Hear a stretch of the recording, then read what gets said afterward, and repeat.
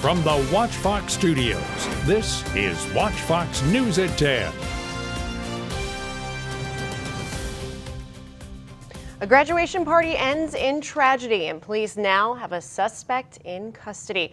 Good evening, everyone. This is Watch Fox News at 10. I'm Courtney King. Tara Pettit has the night off. The Columbia Police Department arrested a man accused of shooting and killing a relative Saturday night. CPD took Christopher Jamal Jones into custody at the incident location, the 2100 block of Apple Valley Road. He is charged with murder and accused of shooting the victim during an argument at a graduation party shortly before 9 p.m. last night. The victim, 31-year-old Jarrett DeMontes Rogers, died during surgery, according to Richland County Coroner Gary Watts. He was shot in the neck and upper body. Jones is being held at the Alvin S. Glenn Detention Center.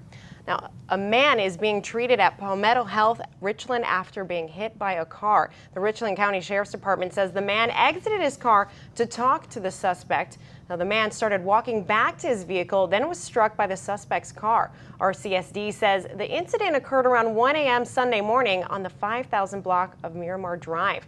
The man's condition is unknown. If you have any information regarding this incident, police urge you to contact Crime Stoppers at 1-888-CRIME-SC. And police still want you to take a close look at the surveillance footage they've sent us on another hit and run. Now take a look at what happened. This is on the 1200 block of Taylor Street. Witnesses say a car was speeding in the westbound lane, hitting a 27-year-old woman. The Columbia Police Department tweeted a picture of a dark sedan Friday, saying they want to talk with whoever was in that car. Now, the woman has since been released from the hospital. If you know anything about what happened here, call Crime Stoppers again, 1-888-CRIME-SC. Now, an inmate is returning to a South Carolina cell after mistakenly released. Now, according to the Associated Press, York County Sheriff's deputies found Joshua Ernest Peters on Saturday in Pineville, North Carolina. They are waiting for him to be processed and returned. Authorities say a clerical error led to the 37-year-old's release. The mistake was discovered on Friday. York County officials say someone misread information that Peters was waiting to be taken to a South Carolina prison to serve a 3-year sentence for dealing methamphetamines. Once discovered, officers contacted Peters by phone, urging him to return, but he did not comply, causing officers to track him down. Well, a neighborhood in Newark, New Jersey named a street after a Charleston 9 victim. Reverend Sharonda Coleman Singleton Way now sits at the intersection of Pine Grove Terrace and Grove Terrace. Coleman Singleton ran track for Valesburg High School, and many of her family members still live in the city. Skywatch weather, a pretty good weekend overall, despite this picture. Yeah, I told you, a lot of stuff out there. A lot of showers, thunderstorms covered up in Georgia, South Carolina. Well, we've had some hit and miss showers through the day. They're hitting right now close to Saluda, aren't they, Saluda folks? Newberry not far from you. We've had them around the area. The city has managed to be missed so far today, but that won't be the case coming up. Tonight we'll continue this pattern in South Carolina, especially the Midlands here, of some scattered showers and storms, but all this area back here is moving our way. Certainly going to make a wet impact to start our weather week. Looks like this across the Carolinas and Georgia. Atlanta is 72, Charlotte 73. We have 82 degrees in Charleston, 78 right now. Looks like this for tonight. Scattered showers and storms around. Nothing too bad tonight, but it is going to get going the first part of the week, and I'll tell you all about that here in just a few minutes. Overall, we'll see a low tonight of 71 degrees, partly cloudy skies, and sunrise for your Monday, 6:13. Lots of wet weather. I've got all the details in your full Skywatch weather in just a few minutes. Courtney, back to you. Thanks, Chris. Less than 2 weeks after a suicide bomber attacked Manchester, England is dealing with more terror. At least 7 people have been killed and 48 injured in a terror attack in central London. We now know ISIS is claiming responsibility for the attack. It began late Saturday night in 2 places, on London Bridge and at a nearby market. Police say 3 suspected assailants have already been shot dead. David Daniel reports. It was like a big panic kind of thing like that. Like, so people running, like some people screaming, some like people broke down in tears from what they were seeing. Witnesses to the latest terror attack in London reliving the nightmare. It was all a bit crazy. So many different emotions and things going on at the same time. As officials work to ease the tension penetrating the city. To reassure Londoners and visitors, but also to make sure we're safe, there will be increased police presence over the course of today and the next few days. Around 10 p.m. Saturday, heavily armed police officers swarmed the London Bridge area after authorities say a white van mounted the sidewalk and hit pedestrians, leaving bodies lying in the roadway. Then police say the suspects, armed with knives, ran to a nearby market and stabbed patrons inside restaurants. The attackers, wearing what authorities say were fake suicide belts, were then confronted by several officers and shot dead.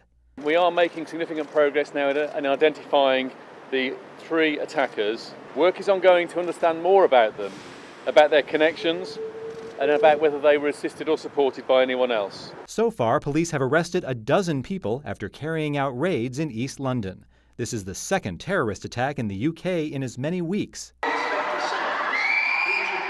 22 people died and nearly 60 others were injured on May 22nd after a suicide bomber detonated his device as people left an Ariana Grande concert in Manchester. I'm David Daniel reporting. Now, hours after a deadly terror attack in London, President Donald Trump is facing backlash for his comments about the city's mayor. Trump, writing on Twitter Sunday, said at least 7 people and 48 wounded in terror attack. And Mayor of London says there is no reason to be alarmed. The tweet appeared to misconstrue a statement by Mayor Sadiq Khan alerting Londoners about heightened police activity in the wake of the attack. A number of British politicians prepping for the country's general election on Thursday quickly came to Khan's defense. Now, this is just the latest in the feud between London's first Muslim mayor and Trump. In January, Khan called for a cancellation of Trump's visit to Britain after his attempt to impose a controversial travel ban. Now, former Vice President Al Gore gave his opinion on the tweet to CNN on Sunday morning. I don't think that a major terrorist attack like this is a time to be divisive and to criticize a mayor who's trying to organize his city's response to this attack. Ariana Grande returned to stage in Manchester on Sunday, 2 weeks after a suicide bombing in the city left 22 people dead. The victims were killed outside the Manchester Arena right after Grande performed when a suicide bomber set off explosives. Now, today, thousands gathered at the city's Old Trafford cricket ground for the One Love Manchester tribute concert. Grande sang upbeat and motivational pop anthems as the audience cheered and sang along. A massive fundraising effort was put on to show support of those affected by the tragedy. The Red Cross supported the effort. Well, like all of us, I mean, today is in some ways such a sad day, and yet there's this great expression of solidarity here in Manchester at the concert.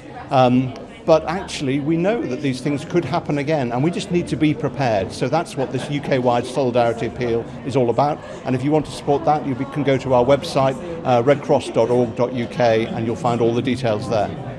The chief executive for the Red Cross UK, Mike Adamson, said $9 million had already been raised for the victims of the attack and their families. He said he expects donations to approach to $13 million. Well, still to come tonight on Watch Fox News at 10, an Air Force veteran in Texas was heartbroken as American flags were stolen. But his neighbor caught the furry thieves in action. We have the video coming up.